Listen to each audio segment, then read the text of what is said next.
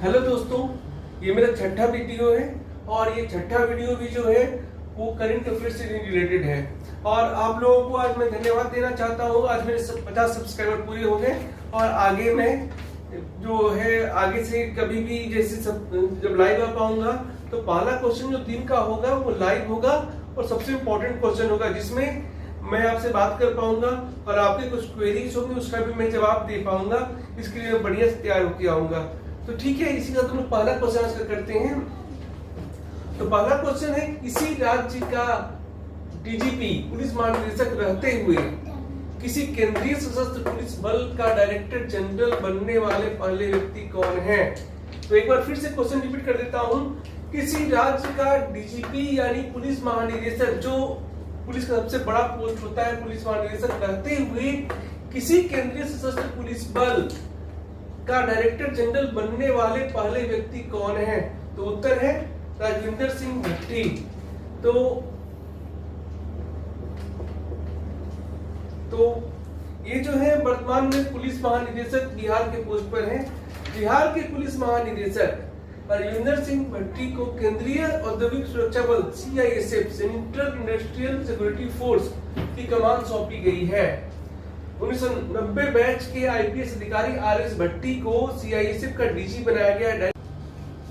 Appointment committee of the cabinet ने इससे संबंधित सूचना बुधवार 28 अगस्त 2014 को जारी की। CISF के DG के तौर पर उनका कार्यकाल 30 सितंबर 2025 तक रहेगा। गौरतलब है कि बिहार का DGP बनने से पहले श्री RS भट्टी सशस्त्र सीमा बल के अपर महानिदेशक के पद पर कार्यरत थे। तो किसी राज्य के DGP जो किसी केंद्रीय सशस्त्र पुलिस बल के डायरेक्टर जनरल बने, ऐसे पहले व्यक्ति हैं श्री राजविंदर सिंह भट्टी। वो बिहार के DGP के पोस्ट पर कार्यरत है और 1990 बैच के IPS अधिकारी हैं। बिहार कैडर मिला था, उन्हें CISF का DG बनाया गया है। Appointment committee of the cabinet ने इससे संबंधित सूचना जारी की है। एक सौम्य स्वभाव के, कर्तव्यनिष्ठ और शानदार व्यक्तित्व के धनी हैं, जिन्होंने पूरे पुलिस परिवार को अपना परिवार समझा। उनके लिए हम उन्हें साधुवाद देंगे। उन्होंने बिहार में क्राइम कंट्रोल के लिए बहुत अच्छे काम किए हैं, जिन्हें अभी बताना संभव नहीं है क्योंकि बहुत सारे काम किए हैं। यहाँ तक कि उन्होंने पुलिस है उनके कल्याण के लिए भी बहुत सारे काम किए हैं। तो हम उन्हें एक बार धन्यवाद देना चाहेंगे। तो दोस्तों, जो पहला वीडियो था वो पुलिस रिलेटेड था। पुलिस रिलेटेड 2 क्वेश्चन हम लोग पहले भी कर चुके हैं जो इम्पोर्टेंट है। पहला है कि कल का जो क्वेश्चन था कि राष्ट्रीय सुरक्षा guard, national security guard NSG का प्रमुख किसे बनाया गया है? तो भृगु श्रीनिवासन, वो भी 1992 बैच के बिहार कैडर के ही पुलिस पदाधिकारी IPS ऑफिसर हैं और वर्तमान में बिहार पुलिस अकादमी राजगीर में निदेशक के तौर पर कार्यरत हैं। और दूसरा एक और इम्पोर्टेंट क्वेश्चन है कि हाल फिलहाल बिहार पुलिस ने किस बैंक के साथ बिहार पुलिस के कर्मियों और अधिकारियों के लिए बीमा के लिए MOU पर हस्ताक्षर किया है? तो इसका उत्तर है बैंक ऑफ बड़ौदा।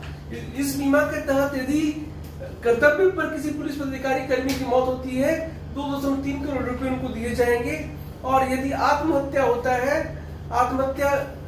दुर्भाग्यवश कोई व्यक्ति अगर आत्महत्या करता है तो उन्हें अगर 12 महीनों की सर्विस रहती है, 12 महीना या 12 महीने सर्विस रहती है तो 20 लाख रुपए उन्हें दिए जाएंगे। तो बिहार पुलिस से संबंधित ये महत्वपूर्ण क्वेश्चंस थे जो पिछले एक सप्ताह में सामने आए हैं। इसके अलावा जो ठीक है, दूसरे क्वेश्चन पर हम लोग आते हैं। तो दूसरा क्वेश्चन है, केंद्र सरकार के किस योजना के हाल ही में 10 वर्ष पूरे हुए हैं? तो उत्तर है प्रधानमंत्री जन धन योजना। तो प्रधानमंत्री जन धन योजना के 10 वर्ष पूरे हो गए हैं। 28 अगस्त 2014 को इस योजना की शुरुआत की गई थी और इन 10 वर्षों में 53 करोड़ से ज्यादा खाते खोले गए। इसमें से 55.6% खाते महिलाओं के हैं। मतलब ये जो है इस योजना को एक महिला सशक्तिकरण के तौर पर भी लिया जा सकता है, जिसमें बहुत सारी महिलाओं का फाइनेंशियल इंक्लूजन हुआ। चालू वित्त वर्ष में 3 करोड़ से अधिक जनधन खाते खोलने का लक्ष्य है। तो जो इम्पोर्टेंट है प्रधानमंत्री जनधन योजना के बारे में कि 28 से 2014 को लागू हुआ, इसमें 10 वर्षों में 10 वर्ष हो गए, 10 वर्षों में 53 करोड़ से अधिक खाते खोले गए। इसमें से 55.6% खाते जो महिलाओं के हैं, लगभग 55.6 यह आंकड़ा याद रखिएगा। और चालू वित्त वर्ष में कितने जनधन खाते खोलने का लक्ष्य है? 3 करोड़ से अधिक खोलने का लक्ष्य है। ये इम्पोर्टेंट है। अब आते हैं दिन के तीसरे क्वेश्चन पर। प्रधानमंत्री नरेंद्र मोदी की अध्यक्षता में आर्थिक मामलों की केंद्रीय कैबिनेट ने 12 नई इंडस्ट्रियल स्मार्ट सिटी को मंजूरी दी है। आर्थिक मामलों की केंद्रीय कैबिनेट ने 12 नई इंडस्ट्रियल स्मार्ट सिटी को मंजूरी दी है। इस हेतु बिहार के किस शहर को चयनित किया गया है? इसका अर्थ है बिहार से एक ही शहर को चयनित किया गया है। किस शहर को? तो गया को। तो आर्थिक मामलों की केंद्रीय कैबिनेट ने 12 नई इंडस्ट्रियल स्मार्ट सिटी को मंजूरी दी है। इसमें से एक बिहार के गया शहर को भी चयनित किया गया है। अब एक्सप्लेनेशन देख लेते हैं, इस बारे में कुछ जान लेते हैं हम। बिहार सहित 10 राज्यों में फैले और 6 प्रमुख कॉरिडोर से लगे ये 12 इंडस्ट्रियल स्मार्ट सिटी मैन्युफैक्चरिंग को बढ़ावा देने में महत्वपूर्ण भूमिका निभाएंगे। सरकार national industrial corridor development programme के तहत इस पर 28,602 करोड़ रुपए निवेश करेगी। और गया के डोभी में 1670 एकड़ में बनने वाले औद्योगिक पार्क में 100 से अधिक मैन्युफैक्चरिंग इकाइयां होंगी। ये इंपॉर्टेंट है कि गया की डोभी में 1670 एकड़ में बनने वाले औद्योगिक पार्क में 100 से अधिक मैन्युफैक्चरिंग इकाइयां होंगी। केंद्र सरकार टोटल खर्चा करेगी इस डेवलपमेंट प्रोग्राम पर 28,602 करोड़ रुपए, और ये गया में बन रहा है। इसके अच्छा एक प्रश्न ये भी है कि इन इंडस्ट्रियल सिटी को कब तक समाप्त किया जाएगा, मतलब कब तक जब बन जाने की योजना है? तो वर्ष 2027 तक इनके इस परियोजना के पूर्ण हो जाने की संभावना है। इससे जो है जैसे गया शहर है तो वहां पर रोजगार की संभावना बढ़ेगी, और सरकार का कहना है कि इससे लगभग 9 लाख रोजगार प्रत्यक्ष अप्रत्यक्ष रूप से बनेंगे। और जो इंडस्ट्रियल सिटी होगा और जो इंडस्ट्रियल एरिया होगा उसके अंदर ही जो है कर्मचारियों अधिकारियों के परिवार उसके अंदर ही रहेंगे, और इससे गया और उसके आसपास के क्षेत्र का सही में डेवलपमेंट होगा। आज का 4th क्वेश्चन है, केंद्रीय कैबिनेट ने देश के 234 नए शहरों में 730 प्राइवेट एफएम रेडियो स्टेशन शुरू करने की मंजूरी दी है। 234 शहर, 730 प्राइवेट एफएम रेडियो स्टेशन, ये इंपॉर्टेंट है। बिहार के कितने शहरों में कितने नए एफएम रेडियो स्टेशन खोले जाएंगे? तो इसका उत्तर है बिहार के 18 शहरों में 57 नए एफएम रेडियो स्टेशन खोले जाएंगे। ये शहर कौन कौन से हैं? तो डिक्शनरी वाइज देखते हैं। आरा, औरंगाबाद, बेगूसराय, बगहा, बेतिया, भागलपुर, बिहार शरीफ, छपरा, दरभंगा, गया, किशनगंज, मोतिहारी, मुंगेर, पूर्णिया, सहरसा, सासाराम, सीतामढ़ी और सिवान। इस तरह से 18 शहर हो गए जिसमें 57 खोले जाएंगे। इनमें से प्रत्येक में 3-3 खोले जाएंगे, लेकिन यहाँ याद रखने वाला बात है कि भागलपुर में 4 खोला जाएगा, 3 के बजाय 4, और पूर्णिया में 4 और गया में 4। तो 18 × 3 54 और +1 1 1 57। तो याद रखने वाला बात यह है कि किस किस शहर में 4 खोला जाएगा? तो पूर्णिया में, गया में और भागलपुर में 4-4 एफएम रेडियो स्टेशन खोले जाएंगे। बाकी शहरों में 3-3 खोले जाएंगे जिनके नाम यहाँ पर दर्ज है।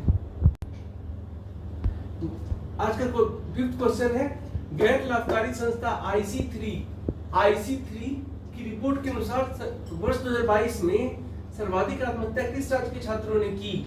इसका उत्तर है महाराष्ट्र। 1764 छात्रों ने आत्महत्या की, जो देश का 14% है। इस रिपोर्ट के अनुसार महाराष्ट्र पहले, तमिलनाडु दूसरे और मध्य प्रदेश तीसरे स्थान पर रहा जहां सर्वाधिक छात्रों ने आत्महत्या की। इस मामले में कोटा जैसे कोचिंग हब वाला राजस्थान 10वें स्थान पर रहा। दोस्तों, न्यूयॉर्क में यूएस ओपन टेनिस टूर्नामेंट चल रहा है, जो साल का अंतिम टेनिस ग्रैंड स्लैम टूर्नामेंट होता है। यूएस ओपन जो है वो साल का अंतिम ग्रैंड स्लैम टूर्नामेंट होता है, जो न्यूयॉर्क में होता है। आज का 6 क्वेश्चन उसी से रिलेटेड है। तो यूएस ओपन टेनिस टूर्नामेंट के इतिहास का सबसे लंबा मैच किनके बीच खेला गया? सबसे लंबा मैच किनके बीच खेला गया? तो ब्रिटेन के डेनियल इवांस और रूस के कारिन खचानोव के बीच खेला गया। आइए इस बारे में जान लेते हैं कुछ और बातें। यूएस ओपन के 142 वर्षों के इतिहास का यह सबसे लंबा मैच 5 घंटे 35 मिनट चला। तो किनके बीच सबसे लंबा मैच हुआ? ब्रिटेन के डेनियल इवांस के बीच और रूस के कारिन खचानोव के बीच। ये कितने घंटे चला? तो 5 घंटे 35 मिनट। इससे पहले 1992 में स्टीफन एडवर्ड और माइकल चेन के बीच का सेमीफाइनल मुकाबला 5 घंटे 26 मिनट चला था। तो इससे पहले 1992 में जो सेमीफाइनल हुआ था स्टीफन एडवर्ड और माइकल चेन के बीच, वो 5 घंटे 26 मिनट चला था। ये 9 मिनट ज्यादा चला, 5 घंटे 35 मिनट। अब इस मैच का रिजल्ट क्या रहा? तो ब्रिटेन के डेनियल इवांस ने इस मुकाबले को 6-7, 7-6, 7-6, 4-6, 6-4 से जीत लिया।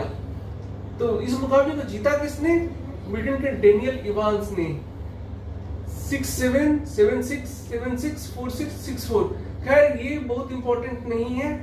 इसका दोनों प्लेयर्स का नाम याद रखना है, जीता किसने ये याद रखना है, कितने देर चला ये याद रखना है, पिछला सबसे लंबा मुकाबला कब खेला गया था? तो 1992 का सेमीफाइनल खेला गया था, ये याद रखना है। आज का 7th क्वेश्चन है, भारत ने हथियार निर्माता कंपनी सिक्स आयर को 73,000 सिक्स आयर असॉल्ट राइफल का ऑर्डर दिया है। सिक्स आयर किस देश की कंपनी है? तो अमेरिका की कंपनी है। तो सिक्स आयर जिसको भारत ने 73,000 सिक्स आयर असॉल्ट राइफल का ऑर्डर दिया है, वो किस देश की कंपनी है? अमेरिका की। आइए इस बारे में और जान लेते हैं। इस राइफल को लेकर भारत और सिक्स आयर के बीच 837 करोड़ रुपए का करार हुआ है। इससे पहले भारत ने 2019 में 72,716 राइफलें खरीदी थी। ये राइफलें धीरे धीरे इंसास राइफलों का स्थान लेंगी। तो इसमें याद रखने वाला बात है कि सिक्स आयर से भारत 73,000 सिक्स आयर असॉल्ट राइफल खरीद रहा है, जो सिक्स आयर अमेरिका की कंपनी है। इसके लिए 837 करोड़ रुपए का करार हुआ है और ये जो बंदूकें हैं वो इंसास राइफलों का स्थान लेंगी। ये राइफल जो है वो इंसास राइफलों का स्थान धीरे धीरे लेंगी। इसके अलावा एक तो चीज और याद रखना है, एक खबर में है जहीर खान, जिन्हें आईपीएल की टीम लखनऊ सुपर जायंट्स ने अपना मेंटर बनाया है। और दूसरा, दुनिया के अग्रणी हीरा आयातक, हीरा निर्माता या जो कहें कंपनी डी बियर्स ने टाटा की कंपनी तनिष्क के साथ भारतीय उपभोक्ताओं को हीरे के उत्पादन, हीरे की पहुंच या उसकी कीमतीपन तक पहुंचाने के लिए डी बियर्स और तनिष्क में समझौता किया गया है।